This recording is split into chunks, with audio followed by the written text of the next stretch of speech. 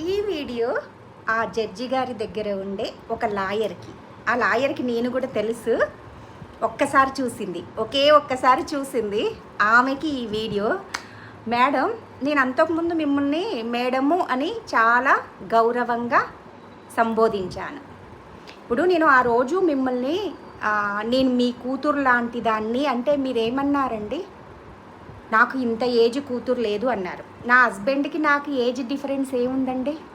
నా హస్బెండ్ని మీరు నా కళ్ళ ముందల అంత క్లోజ్గా ఉంటుంటే ఉండి, అరే ఒరే ఇక్కడ రారా, ఇక్కడ కూర్చోరా, అసలు మీరు చదువుకున్నవారేనా అండి? చదువుకున్నవారు. ఇప్పుడు నేను చదివింది కొంచెమే అయినా నేను సంస్కారాలతో పెరిగాను. మీరు చదువుకున్నారు, లాయర్ వృత్తి చేస్తున్నారు.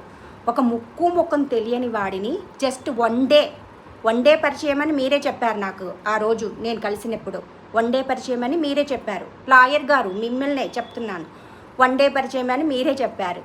అలాంటి పర్సన్ని నా ముందల ఇంకా మేము విడిపోలేదు. నా భర్త కంటే పెళ్ళాము, ఆ తాళి విలువ, సంసారం విలువ, కిడ్స్ విలువ తెలియని ఇన్మెచ్యూరిటీ మెంటాలిటీ నా భర్తది. అతన్ని పక్కన పెట్టండి. మీ సంస్కారం ఏమైందండి? 40 ఏజ్ ప్లస్, 41 సంవత్సరం 42 సంవత్సరాలు నా భర్తకి. అలాంటి వాడిని ఒక్కరోజు పరిచయంలో మీరు ఒరే రారా అని అంటారా? మీరు లాయర్ వృత్తేనా చేసేది? నాకు ఫీలింగ్ ఉండదా? ఇప్పుడు నీ కూతురు ఉంటుంది, నీ కూతురు దగ్గర ఎవడో పరాయివాడు, నీ కూతురు నా పొజిషన్లో ఉందనుకుందాము, నీలాంటిదే ఒకటి లాయర్ వృత్తి చేసేది ఒకటి వచ్చింది అనుకుందాము. మీ అల్లుడిని మీ ముందర ఒరే రారా, ఇక్కడ కూర్చుంది రారా అంటే మీకు ఎలా ఉంటుంది ఆ ఫీలింగ్?